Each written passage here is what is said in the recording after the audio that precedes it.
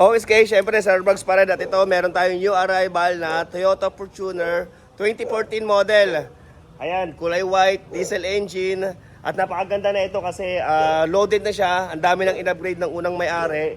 Ayan, 2 susi at napakasariwa pa ng loob niya. So tara, check natin. At yan, gagamitin din namin yan syempre sa pag-check ng unit kasi meron pa kami isang titignan na unit na 2023, 2024 acquired na Mitsubishi Montero Sports na kulay white. So samahan nyo rin ako doon syempre, tara.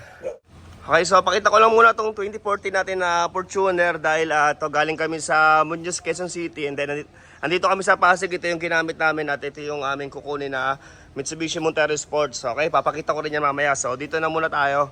So ito 2014 model, Toyota Fortuner G. Ayan, automatic transmission, kulay white, 90k plus mileage, diesel engine. Ayan, ito, ang asking namin dito is 748,000. Siyempre, basta nakapalo at nakasubscribe, ayan, libre na rin transfer of ownership. And then kung kailangan ng i-rehistro, sige, libre ko na rin yan, basta nakapalo sa atin, okay? So, ayan, para sa nagkaka-interest na ito, siyempre, ito, napakasariwa na ito. At saka, ang laki pa ng laman ng RFID na ito, nasa 2,000 plus pa. So, ayan, number 4 coding. Siyempre, may fog light at meron ding ilaw dyan, oh. Yan, DRL yata ang tawag dyan. Siyempre, ayan, kulay white At isa pang maganda rito, naka 360 camera. Ayan, naka tint. Siyempre may stepboard. At napakakapal pa ng kanyang mga gulong. Siyempre naka mags. Ayan, 2014 model Toyota Fortuner G. Ayan, siyempre dahil first owner, dalawang kanyang susi. So check natin yung loob. Ayan, kita nyo, automatic yung kanyang side mirror. Keyless entry. So ito, swerte makakakuha na ito. Dahil ito, napakasarap gamitin ito. Napakalakas ng hatak. Ayan, naka 9 inches Android monitor, syempre naka Apple CarPlay, naka 360 camera. Ayan, at ito naka speed boost. Ayan, pag ni number 5 mo to, partong ano yan, 1, 2, 3, 4, 5 yan ito. Yan, pag nina number 1 ko lang kasi nung tinaray ko, pag number 5, mga ilang segundo lang, puta parang sports car. So ayan, naka-upgrade na rin yung kanyang speaker. Ayan, syempre kita nyo sariwa po dito pa lang sa kanyang mga sidings. Sa mga control, syempre may mga konting mga bakbak kasi 2014 model. Pero napakasariwa pa. At yung kanyang leather, ayan o, kita nyo buong buo pa. Ayan, syempre nakamating na rin. Ayan, yung kanyang dashboard, napakasariwa pa din, napaka-fresh pa. Then yung kanyang steering wheel, ayan yung logo, buong buo pa. At syempre dahil 2014 model, may mga konting ganyan-ganyan lang. Pero ayan, mas ayos na ayos pa yung kanyang leather ng kanyang steering wheel. At hanggang likod, ayan, naka-leather lahat. Okay? So ito syempre lagayan ng baso. At andito pa yung kanyang mga booklet. Aray. Ayan, ayan o.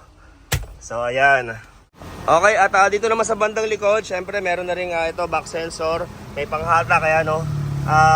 Tow hitch matawag dyan. Ayan, meron na rin. At dalawa yung kanyang camera. Syempre meron din tong parking assist. Ayan. Okay, so ayan, pag nakita nyo ito sa personal, mukha itong hindi 2014 model. Ito lang medyo naninilaw na yung kanyang headlight, pero ipapalinis natin, papabapin ko yan para mas, ayan, kung mamuti Okay, so ulitin ko to, 2014 model, Toyota Fortuner G 4x2, automatic transmission, kulay white, 90k plus mileage. Ayan, napakarami ng in-upgrade ng unang may-ari. Okay, 748,000 ang asking ko rito. 748,000. Ayan, kasama na rin transfer of ownership. At kung kailangan na i-rehistro, sama na rin natin yan. At ayun, upgraded na rin pala yung kanyang busina. Ayan, naka-Bosch. Okay, dalawa. Okay, so puntahan natin dito naman sa sa Mitsubishi Montero Sports. Ito, 2023 model. So samahan nyo ako, check natin yan. At ito guys, so ayan, pasilip ko lang yung 2023, 2024 acquired na ayan, Mitsubishi Montero Sports GLS kulay white. Ayan, napakasariwa. Halos brand new condition to, may mga konting ganyan lang mga tuldok-tuldok. Pero syempre, sayang kasi yung pintura kung ipaparatage pa natin yan All original pa yan walang kahit anong ginawa dyan. Ayan, walang retouch, zero retouch. Ayan, brand new condition, number 7 yung kanyang coding. So unahan nyo na to. Sa may gusto, ayan yung aking contact number, syempre. Pa-reserve nyo na. Ito, kahit huwag nyo na i-test drive, sure-sure ako sa unit na to. Syempre, money back guarantee tayo kapag may problema sa kotse. Okay, so ayan, stepboard, stock mags. Sa gulong, bagong-bago pa yung kanyang gulong. Ayan, na-scan ko na rin to ngayon. Ngayon lang, kaka-check lang namin. So ito naman yung kanyang likuran. Ayan, 2023 model, pero 2024 acquired. Ayan, may apat na back sensor na rin. So may back camera. So tignan naman natin yung loob. Check natin, syempre, buksan natin. Ayan, automatic din yung kanyang side mirror. Ayan, push start button. At ito yung kanyang mileage. 10,000 only first order. So ayun, naka-plastic pa yung kanyang monitor at amoy bago pa to. So ito naman yung ating scanner na ginamit. Ayan, kakatapos lang scanin kasi syempre, kung sigurado yung ating mga buyer sa pagbili ng mga kotse, dapat mas doble-doble yung pagiging sigurado namin dahil syempre hindi lang isang unit yung binibili namin, marami kaming unit na binibili. So yun, naka-push start button. So ayan, mind nyo na to.